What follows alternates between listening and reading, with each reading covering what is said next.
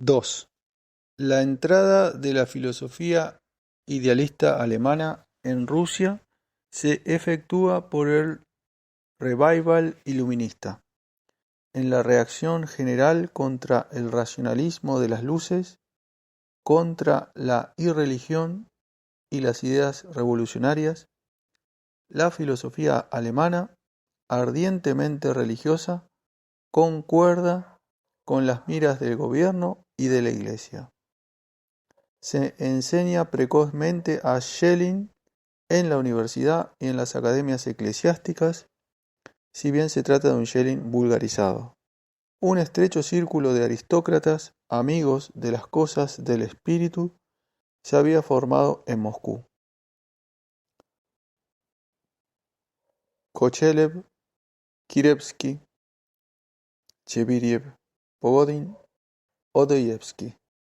Hacia 1830 encuentran a algunos profesores que difundían en la universidad lo que Coiré llama un schellingismo de los prefacios. Estos profesores han cursado sus estudios en Alemania bajo los epígonos del maestro Oken, Klein, Weber. A menudo se han servido de las recensiones de la Revue des Deux Mondes y de los resúmenes de Victor Cousin. Así se forma el marco de pensamiento común a esta generación.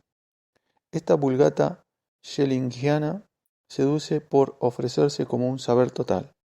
Hasta aquí, Rusia no ha conocido nada de la ciencia occidental. No ha hecho más que importar técnicos, artilleros, ingenieros y arquitectos, en vez de soportar el largo y difícil aprendizaje de las ciencias exactas. Resulta tentador arrojarse sobre una cosmología unitaria y vaga. La ciencia de la naturaleza busca la unidad profunda, el término es capital, de la naturaleza, o, con otras palabras, la visión central en la que se integran el magnetismo, la electricidad, esto es, el galvanismo, la química, la fisiología, la psicología y finalmente el espíritu. Una vez hallado este punto, las ciencias exactas, lo que Belansky, por ejemplo, llama doctrinas corrientes de la ciencia física, aparecen superfluas, superficiales y unilaterales. Este vago organicismo, estos esquemas de evolución en los que se confunden en la penumbra ideas procedentes de Schelling con otras de Paracelso, de Bruno y de Herder, van a ser, para toda una generación, la última palabra de la ciencia. La gnosis provincializada permite interrumpir así el largo proceso de culturización y de occidentalización sin esfuerzo. Esta gnosis permite todavía más. Desde que es asimilada, desprecia toda la cultura y la crítica, pretendiendo reemplazarlas, o bien hace una síntesis y pretende terminarla, como el conjunto de la cultura europea preidealista. Antes de Schelling, solo existió en Occidente un saber parcial, ligero, superficial, y esos tres adjetivos se aplican al conjunto de la cultura francesa e inglesa clásica, lo cual permite plantear consecuentemente en términos más ventajosos el candente y lancinante problema de la identidad rusa y de la cultura nacional.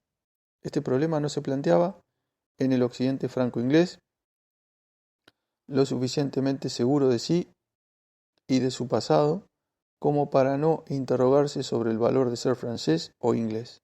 Se planteaba más en Alemania y en Italia, donde la ausencia de un Estado nacional y unitario era sentida como una frustración. Pero, en esos dos países, bastaba con producir obras de cultura para encontrar seguridad. Bastaba con desplazar el centro de gravedad del nacionalismo del Estado nacional hacia la cultura nacional para encontrar en sí un principio de superioridad. En Rusia existe un Estado nacional que acaba de probar su potencia con el aplastamiento de los tres grandes conquistadores del siglo XVIII, Carlos XII, Federico II y Napoleón. Pero este Estado, a los ojos de una parte de la nobleza rusa, tiene necesidad de justificación. Si Rusia no tiene memoria ni historia, si su cultura, como escribe Chagadev, es inexistente, el Estado no es más que una forma vacía y su práctica es indefendible. En una palabra, hay que definir la misión de Rusia. No tengo que presentar aquí el sistema de los eslavófilos, quisiera solamente indicar lo que, en la enseñanza de Kirevsky y de Khomyakov, prepara los caminos de la ideología. Su dirección fundamental es esta: las exigencias de su pensamiento, su problemática, sus ideas directrices, les llegan del occidente europeo, incluido lo más importante de todo, el nacionalismo. Su problema está, pues, en importar el nacionalismo borrando las etiquetas de importación. Está en nacionalizar el nacionalismo alemán hasta el punto de que parezca surgir de las profundidades de la nación rusa como una formación indígena henchida de valor. Se trata de dar a esta novedad cultural una tradición antigua. Como el nacionalismo se plantea oponiéndose, es necesario poder oponer a Rusia contra Alemania y el occidente europeo, utilizando los argumentos alemanes y occidentales, pero vueltos contra Occidente y sin hacer ninguna referencia a su fuente real. En los eslavófilos faltan por completo las referencias y las citas. En consecuencia, en todos los campos se ven obligados a construir una realidad ficción, una historia ficción, una religión ficción y una política ficción. Quiero aportar algunos ejemplos tomados de Kirevsky y de Khomyakov. Un tema capital de Kirevsky es la crítica de la concepción racional del hombre y en consecuencia de todo racionalismo, a lo que él opone la personalidad verdaderamente integrada, unificada alrededor de un foco vital escondido y sin embargo accesible a quien lo busca. El racionalismo destruye la integralidad interior, impide la comprensión verdadera y concreta, rompe la psique en un cierto número de facultades separadas, celosas de su autonomía y muy pronto en conflicto. El despotismo de la razón intensifica la desagregación de la psique, de igual modo que sus correspondientes en el campo social, el derecho romano y la autoridad exterior de la Iglesia romana atan a los hombres juntamente en lugar de unirlos e intensifican la atomización social. Solo el creyente ortodoxo sabe que la plenitud de la verdad exige la plenitud de la personalidad y busca constantemente esa integralidad. Así se oponen dos tipos de civilización, una interior, la ortodoxa, y otra exterior, la occidental, una integral y otra lógica técnica.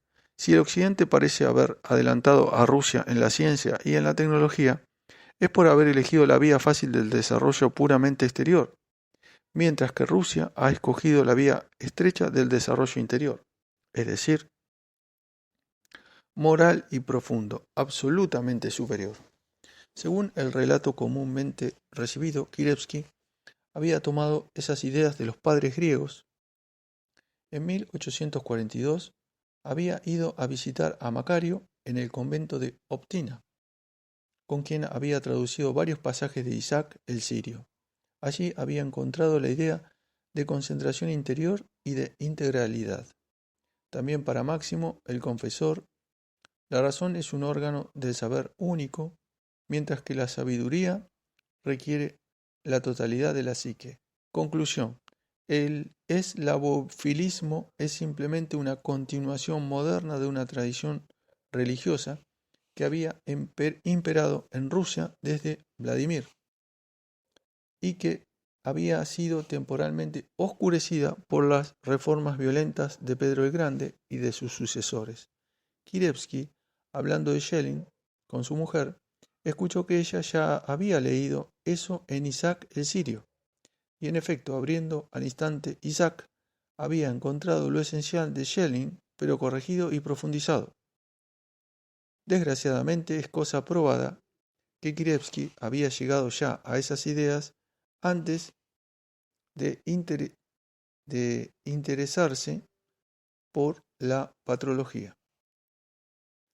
Y si se abre el libro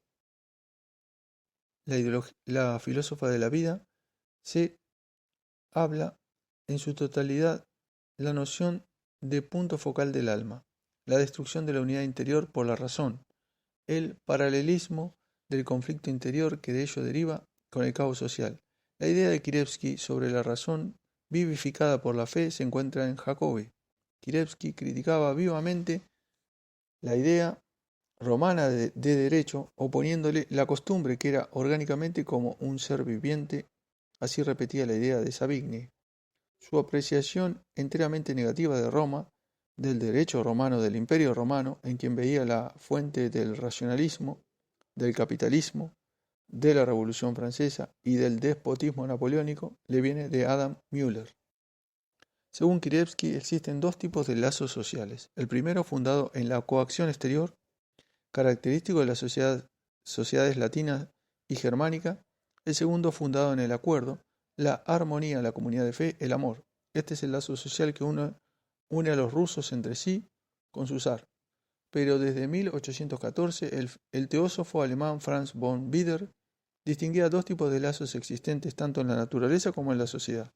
Un lazo fundado en el amor y la atracción mutua de las partes, y un lazo fundado en la coacción que liga mecánicamente los átomos sociales. El amor hace la fuerza inútil. Ese mismo Bader es quien, en plena ascensión del iluminismo, había sido encargado de redactar un manual de instrucción religiosa para el clero ruso y quien al final de su vida escribe al ministro Ugarov que el occidente languidece, ya sea bajo la dictadura mecánica del catolicismo, ya sea bajo la anarquía y el desmigajamiento del protestantismo, que la reforma no es sino la continuación, bajo ciertas formas, del principio romano, que la filosofía ha degenerado desde Descartes, entrando en conflicto con la razón y la fe, que finalmente la providencia ha preservado a la Iglesia rusa de las influencias destructoras de Europa. La Iglesia rusa es la única fuerza que puede curar a las otras dos confesiones cristianas y promover en Europa un renacimiento espiritual. Es el resumen más completo de la filosofía de la historia de Kirevsky.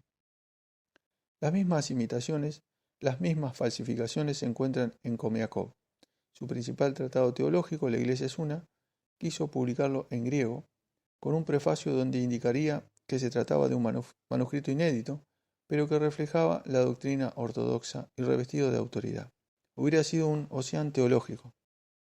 Según Komiakov, la esencia de la Iglesia antigua era la identidad de la unidad y de la libertad, síntesis expresada en la ley del amor espiritual.